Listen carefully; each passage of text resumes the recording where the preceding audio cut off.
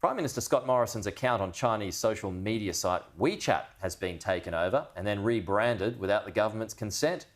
Earlier this month, the Prime Minister's account was renamed Australian Chinese New Life, and the account description changed to provide life information for overseas Chinese in Australia. Scott Morrison had previously used WeChat to communicate government announcements to his 76,000 followers. National security experts are warning the move is a serious escalation of censorship on the platform by the Chinese Communist Party. Joining me live now is the Chair of the Parliamentary Joint Committee on Intelligence and Security, James Paterson. Senator, good to see you this morning. So are we calling this a hack? Good morning, Peter. Well, it's not clear quite how the Prime Minister lost control of his account, but it's clear that WeChat has taken no steps at all, despite requests from the government to restore control of the account. So it appears a pretty clear intention that they want to censor the Prime Minister and prevent him from reaching the Australian Chinese community on the most popular and widely used means, which is WeChat. Quite alarmingly, though, they've left the Opposition Leader's account, Anthony Albanese's account, untouched. And it appears to me to be a transparent attempt to interfere in our democracy in no less than an election year. So a government order, this is all about? Well, WeChat is owned by Tencent, which is probably one of the most closely controlled, theoretically private companies in China. It censors the platform all around the world. It uses the platform to surveil and monitor the overseas Chinese community, as is very clearly China's government action, in my view. How many of our politicians have WeChat accounts? Look, a relatively small number are active on the platform, Peter, and I think that's appropriate given that it is a surveillance and monitoring platform of overseas Chinese. And I think now that they are attempting to make a partisan intervention by blocking one side of politics from getting out a message on there and allowing the other side on there, it's really incumbent on all politicians to get off the platform. I think we should have a voluntary boycott off the platform. And I'm calling on the Leader of the Opposition in particular, Anthony Albanese, to show some leadership here.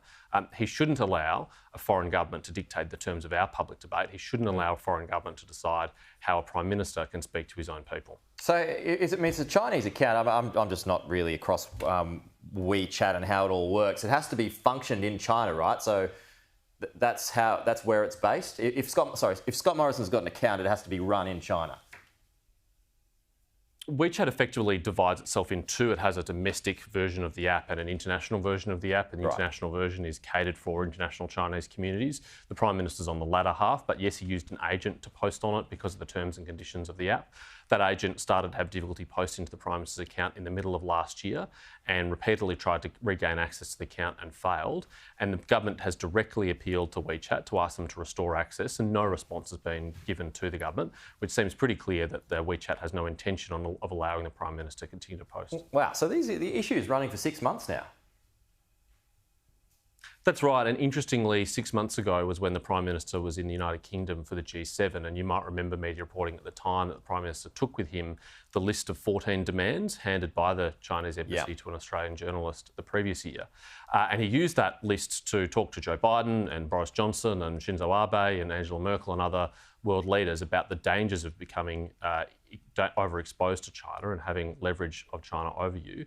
And it wouldn't be at all surprising if those two events were connected. Just onto another issue, and that's the Chinese tennis player Peng Shuai. Tennis Australia says it is a priority. They do have concerns about Peng Shuai, but even so, people still aren't allowed to protest her alleged disappearance. What do you make of that story? Frankly, I'm pretty cynical about the sincerity of Tennis Australia. On the one hand, they say that their primary concern is Peng Shuai's welfare. On the other hand, they censor tennis goers who are wearing T-shirts appealing for her safety and well-being. That's total hypocrisy, in my view, and flies in the face of their commitment to her welfare. They've also said that this is political. Well, there's nothing political about a sexual assault allegation. It's a criminal matter and it should be investigated as such, and her welfare should be guaranteed. And Tennis Australia should not be censoring on behalf of the Chinese government or anyone else people who are concerned about that. Yeah, I mean, they say you can't have political messages and you can't have commercial messages, but there's commercial messaging all over the open, right? That's right. That's right. The Australian Open wouldn't exist if it wasn't for commercial messaging. Exactly. And of course, it's publicly known that many of those major sponsors are Chinese companies. I hope that is not a consideration in Tennis Australia. I hope they are not fearful of the consequences of that sponsorship, and I hope that's not the reason why they've censored these activists. I think they should allow any Australian who turns up to the Australian Open over the next few days to wear a T-shirt saying "Free Peng Shuai," because she should be free. Agree. James Paterson, good to see you. We'll talk to you soon. Thanks, Peter.